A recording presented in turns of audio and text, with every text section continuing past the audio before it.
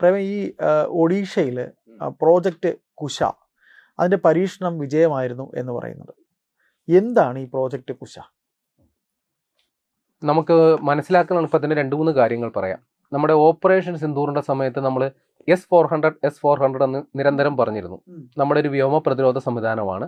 ശത്രു രാജ്യത്തു നിന്ന് വന്ന മിസൈലുകൾ, വിമാനങ്ങൾ, പിന്നെ സ്ഫോടക വസ്തു കയറ്റി വന്ന ഡ്രോണുകളെ അടക്കം തുരത്താൻ ഉപയോഗിച്ച സംഗതിയാണ് S-400, മെയ്ഡ് ഇൻ റഷ്യ. അവിടെ നിന്ന് കൊണ്ടുവന്നതാണ്. നമ്മൾ ഇസ്രായേലിലോട്ട് പോവുക. ഇസ്രായേലിലേക്ക് നിരവധിയായ റോക്കറ്റുകൾ തൊടുത്തു വിടുന്നുണ്ട്, മിസൈലുകൾ തൊടുത്തു വിടുന്നുണ്ട്. അതിനെയെല്ലാം ഇസ്രായേലിന്റെ അയൺ ഡോം എന്ന് പറയുന്ന ഒരു സംവിധാനം ഉപയോഗിച്ച് തകർക്കുന്നുണ്ട്. ഗോൾഡൻ ഡോം എന്ന് കേട്ടിട്ടുണ്ടോ? അയൺ ഡോം കേട്ടിട്ടുണ്ട്. ഗോൾഡൻ ഡോം അമേരിക്ക നടപ്പിലാക്കാൻ പോകുന്ന സെയിം ഒരു പരിപാടിയാണ്. അമേരിക്ക മാത്രമല്ല, തൊട്ടടുത്ത കാനഡയെ പോലും അവർ പ്രൊട്ടക്ട് ചെയ്തോളാമെന്നാണ് അമേരിക്ക പറയുന്നത്. സമാനമായി ഇന്ത്യ ഒരു സംഗതി ആവിഷ്കരിക്കുന്നുണ്ട്. അതിന്റെ പേര് സുദർശൻ ചക്ര മിഷൻ എന്നാണ്. 2035 കൂടിയാണ് ഇത് നടപ്പിലാക്കപ്പെടുന്നത്. ചുരുക്കി പറഞ്ഞാൽ ഇത്രയേ ഉള്ളൂ, നമ്മുടെ രാജ്യത്തേക്ക് വരുന്ന ശത്രു രാജ്യങ്ങളുടെ ഏതൊരു ആക്രമണത്തെയും, മിസൈലാകാം, യുദ്ധവിമാനമാകാം, ഡ്രോൺ ആകാം, എന്തുവാകാം, ആകാശമാർഗം വരുന്ന എന്ത് സംഗതി ഉണ്ടെങ്കിലും അതിനെ റഡാറുകളിലൂടെ കണ്ടെത്തി അതിനെ ഇങ്ങോട്ട് നമ്മുടെ വ്യോമാതിർത്തിക്ക് മുമ്പ് തന്നെ അതിനെ നശിപ്പിക്കുക എന്നുള്ള പരിപാടിയാണ് ഈ സുദർശൻ ചക്ര മിഷൻ കൊണ്ട് ഉദ്ദേശിക്കുന്നത്. അപ്പൊ അതിനു വേണ്ടിയിട്ട് നമുക്ക് വ്യോമ പ്രതിരോധ സംവിധാനങ്ങൾ വേണം. നമ്മുടെ കയ്യിൽ നിലവിൽ 2-3 ഉണ്ട്. അത് ഒന്നിന്റെ പേര് ആകാശ് എന്നാണ്, ബാരക് 8 എന്നാണ്, പിന്നൊന്ന് S-400 റഷ്യയിൽ നിന്ന് നമ്മൾ കൊണ്ടുവന്നത്. നമുക്ക് 5 സ്ക്വാഡ്രൺ S-400 നമ്മൾ ബുക്ക് ചെയ്തു. 3 എണ്ണം കിട്ടി. നിലവിൽ നമ്മളുണ്ട്. 1 എണ്ണം വന്നു എന്ന് പറയുന്നു. ഏതായാലും മൊത്തം 5 എണ്ണം റഷ്യയിൽ നമ്മൾ ബുക്ക് ചെയ്തിട്ടുണ്ട്.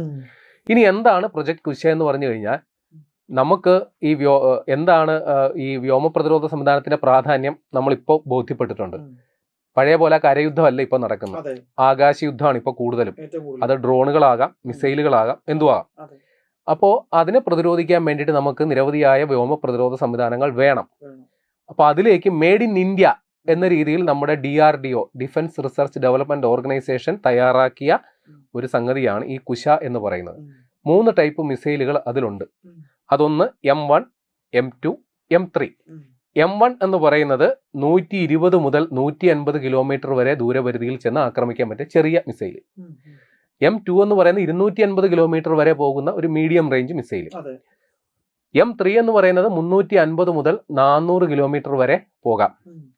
അപ്പോൾ ഈ M1 എന്ന് പറയുന്നത് ഡ്രോണുകൾ അതേപോലെയുള്ള ചെറിയ ചെറിയ സാധനങ്ങളെയാണ് ഉദ്ദേശിക്കുന്നത്.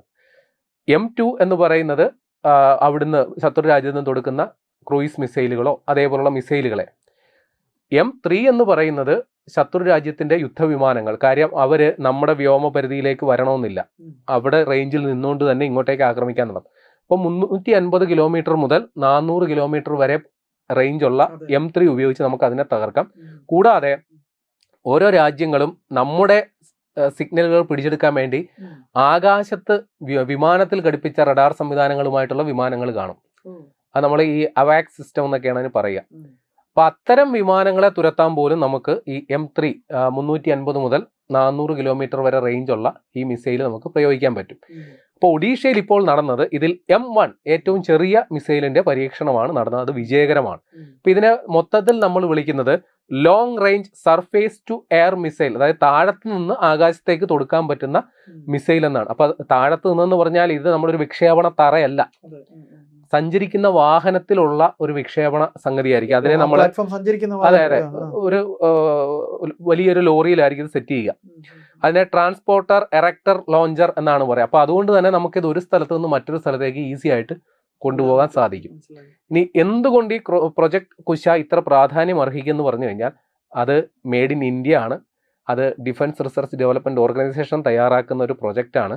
ചെലവും കുറവാണ്. ഇപ്പോൾ ഇതിന്റെ 5 സ്ക്വാഡ്രൺ പ്രൊജക്ട് കുശയ്ക്ക് വേണ്ടിയിട്ട് നമുക്ക് ചെലവ് 21,700 കോടി രൂപയാണ്.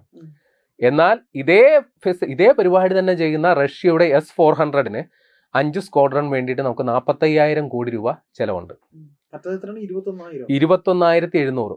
ഏതാണ്ട് അതിന്റെ പകുതിയിൽ താഴെ ഉള്ളൂ ഇതിന്റെ ചെലവ്.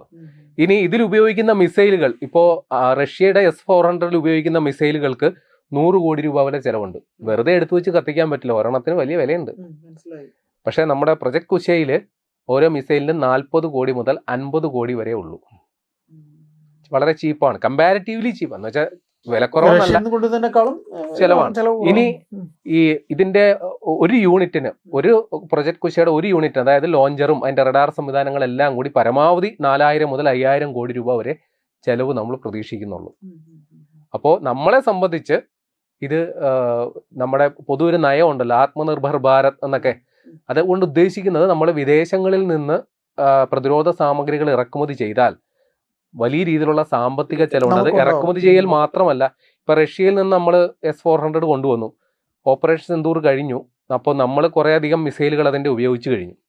അപ്പോൾ വീണ്ടും അത് റീസ്റ്റോർ ചെയ്യാനായിട്ട് റഷ്യ ആശ്രയിക്കണം, അപ്പോൾ വീണ്ടും പണം മുടക്കണം. റഷ്യയെ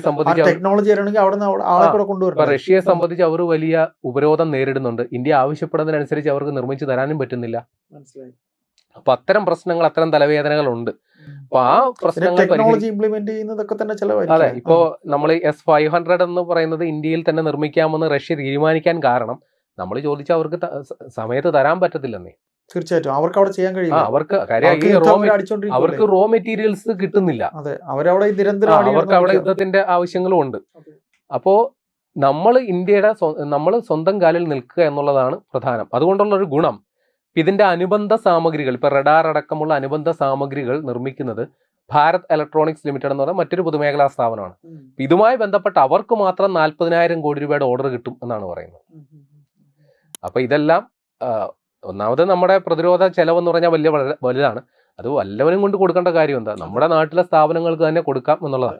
ഇനി ഇതിന്റെ ഏറ്റവും വലിയൊരു ഗുണം, ഇത് ഇപ്പോൾ നമ്മുടെ പ്രതിരോധ ആവശ്യങ്ങൾക്ക് വേണ്ടി നിർമ്മിക്കുന്നതാണെങ്കിലും നമ്മുടെ ആവശ്യം കഴിഞ്ഞാൽ, അതായത് ഇതിപ്പോ വ്യോമസേനയ്ക്ക് കൈമാറും ആദ്യം, അത് കഴിഞ്ഞാൽ നേവിക്ക് കൈമാറും. കാര്യം നേവൽ ഷിപ്പുകളും നമ്മൾക്ക് പ്രൊട്ടക്ട് ചെയ്യണമല്ലോ. അപ്പൊ ആ രീതിയിൽ വരുന്ന അതിനെയും പ്രൊട്ടക്ട് ചെയ്യാൻ വേണ്ടി നമ്മൾ തയ്യാറാക്കണം. അപ്പൊ നമ്മുടെ ആവശ്യം കഴിഞ്ഞു കഴിഞ്ഞാൽ ഇത് നമ്മുടെ സൗഹൃദ രാഷ്ട്രങ്ങൾക്ക് നമുക്ക് കയറ്റുമതി ചെയ്യാം.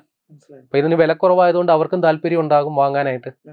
അപ്പൊ ഇതിന്റെ ഒരു പ്രത്യേകത, ഇതിന്റെ മിസൈലുകൾ തൊടുക്കുന്നതിന്റെ വേഗത 5.5 മാക് സ്പീഡാണ്. അതായത് മാക് സ്പീഡ് എന്ന് പറയുന്നത് ശബ്ദത്തിനേക്കാൾ ഇരട്ടി, 5 മടങ്ങിനേക്കാൾ, ശബ്ദത്തിന്റെ 5 മടങ്ങിനേക്കാൾ വേഗതയിൽ പോകും. അതുകൊണ്ട് തന്നെ ഇതിൽ നിന്ന് തൊടുക്കുന്ന മിസൈലിനെ മറ്റൊന്നിനും കൊണ്ട് തടയാനും പറ്റില്ല. ഇതിൽ നിന്നൊരു മിസൈൽ വരുന്നത് കണ്ട് മറ്റേതെങ്കിലും രാജ്യം അവർക്കും ഉണ്ടാവുമല്ലോ വ്യോമ പ്രതിരോധ സമയം, അവർക്കും ഇതുകൊണ്ട് ഇതിനെ തടയാൻ ബുദ്ധിമുട്ടാണ്. അത്ര സ്പീഡിലാണ്, അതിനെ മേക്കപ്പ് ചെയ്യാൻ പറ്റില്ല. ഇനി അതിലും വലിയ രസമുണ്ട്, ഇനിയിപ്പോ നേവിക്ക് വേണ്ടിയിട്ട് ഈ സെയിം സാധനം നമ്മൾ ഒന്ന് റീഡിസൈൻ ചെയ്യുന്നുണ്ട്. അതിനെ മാക് 7 വേഗതയിലോട്ടാ മാറ്റാൻ പോകുന്നു, ഇതിനേക്കാൾ സ്പീഡിലോട്ടാക്കാൻ പോകുന്നുണ്ട്. ഇപ്പൊ ചുരുക്കി പറഞ്ഞാൽ ഇത് ചെറിയ പുള്ളിയല്ല. ഇനി ഇതിന് നമ്മൾ 2026 ഇപ്പോൾ നടത്തിയത് M1 എന്ന് പറയുന്ന ഏറ്റവും ചെറിയ മിസൈലിന്റെ പരീക്ഷണം, അത് വിജയകരമായി.